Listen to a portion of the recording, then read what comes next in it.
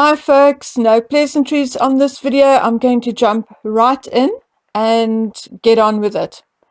Okay, I waded through some of your email last night and the questions were, to say the least, interesting.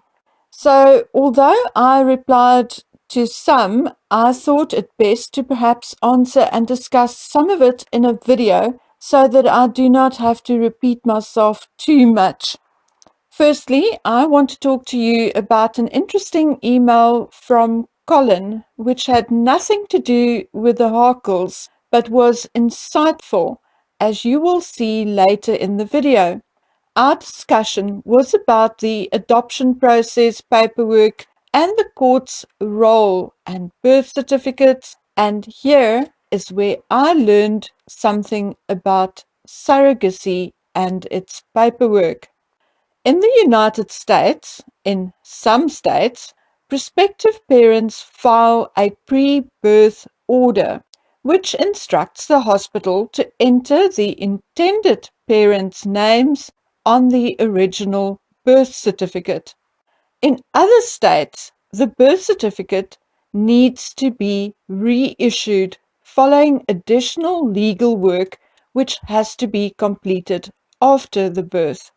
In South Africa, a distinction is made between traditional or partial surrogacy and gestational surrogacy, and the same will apply to certain states of the United States. In partial surrogacy, or what we call traditional surrogacy, actually what we call traditional surrogacy means that the surrogate's own eggs were used. But never mind. The surrogate is the legal mother, and her name will appear on the original birth certificate along with the biological father's. A step-parent adoption will be required to have both parents on the birth certificate. Once the adoption has been completed, a new birth certificate will be issued. In South Africa, a gestational surrogate will have no parental rights, and most, if not all, agreements and paperwork will have been completed prior to the birth. In the UK, it is quite a different scenario though. In Britain, the surrogate is the legal parent even if she's not the biological mother, even if she's only the gestational surrogate. It is also the surrogate's responsibility to register the birth. If the surrogate is married, her husband will automatically be the legal parent on the birth certificate. If the surrogate is single, she can register the child with the biological father's surname or the surname of the intended parents. Once a parental order is made by a court, a new birth certificate will be issued, making the parents the legal guardians or parents, and this birth certificate will replace the original. Okay, so let's put the brakes on here for a minute and ask the following questions. Is that why Archie had two birth certificates?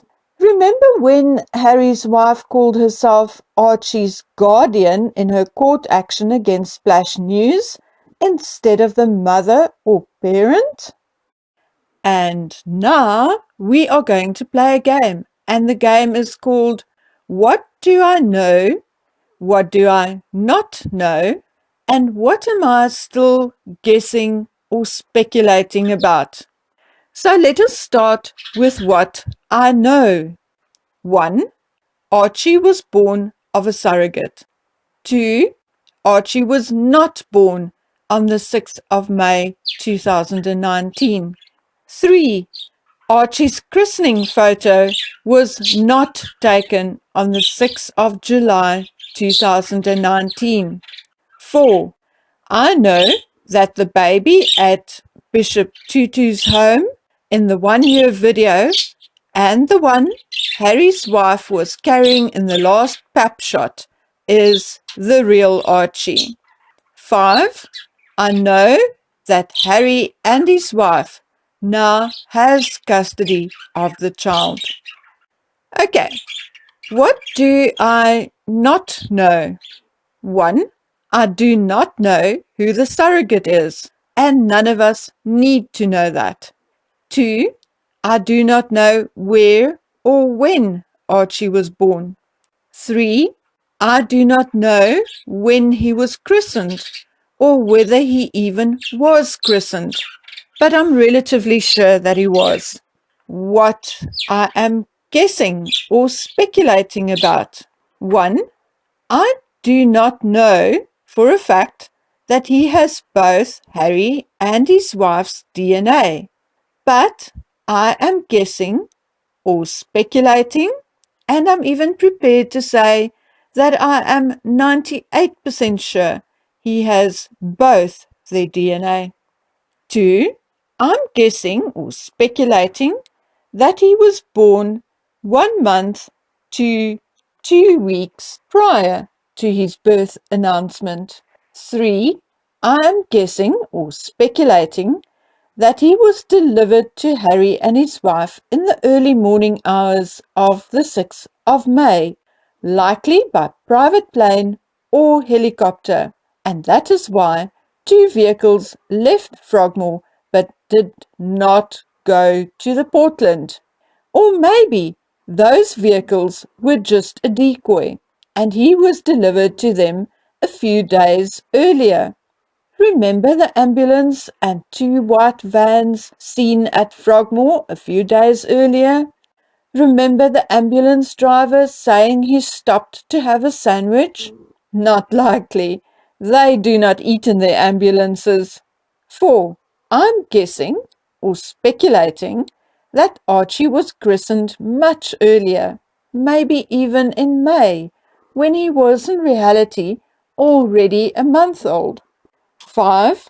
I'm guessing or speculating that Harry and his wife used other babies or dolls initially, as they were advised by their lawyer not to show his face until the parental order was made, as something could still go wrong. And now, as bonus material, I'll tell you what I think happened and how it happened. And remember, this is my opinion only. I know that Harry and his wife consulted a fertility doctor prior to the wedding, or at least she did. There was even an article about it which had now disappeared. Harry's wife may have used her age as a reason why she wanted to fall pregnant so early in the marriage, but we also know that she most likely also wanted to secure her financial future as soon as possible. When she was told that it was unlikely that it would happen, she convinced Harry to go the surrogate route. It is my opinion that they did not tell the royal family about their decision, or if they did, they were told to wait a bit longer and try a little longer. But they did not listen and went along and did it regardless.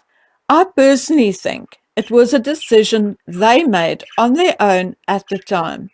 I also think they told the royal family about what they did after their return from the Australian tour, and it was this that led to the split between the Cambridge and Sussex households. Firstly, William did not want to be complicit in their lies, and secondly, the Sussexes needed more privacy to secure their secret. I believe the child was delivered to them around the 26th of April, when an ambulance was seen waiting at the back entrance for hours, and a helicopter was spotted over the home at the same time. The excuse was that the ambulance was picking up food. Sorry, it does not take several hours to pick up food, does it? And now, for why I think no one in the royal family had spoken up yet. A few months ago, I posted a video about women who faked their pregnancies, and I'll post a link in the description box below. I went and checked, and it is fact that should it become known that Harry's wife wore a moon bump in public, and it is fact that she received gifts and special treatment because of her faking her pregnancy, she can be charged with impersonation or identity theft, fraud, and theft in almost all the countries they visited during her pregnancy. And so can Harry. It is thus my opinion that the royal family is trying to protect Harry. As Paula M. so eloquently explained in one of her videos, only the Queen herself is exempt from prosecution, and only the Queen herself cannot be sued. All other members of the royal family are not exempt and can be charged and sued, both criminally and civilly. Something else which I heard is that no member of the royal family can be arrested on palace grounds, nor when in the company of the Queen. So the Harkles are now at bigger risk of being sued or charged in the United States than they were in Britain. But that is neither here nor there. So let us talk about the ifs and buts. The royal family may stay quiet in order to protect Harry, but if they do not speak out before the truth is revealed fully, they will legally all be complicit, and therefore both Charles and William can be sued. This is a huge risk to the future of the monarchy, and therefore it will be in their best interest to speak out as soon as possible, even at this late stage. Okay, friends, this is the last time in a while I'll be talking about this subject.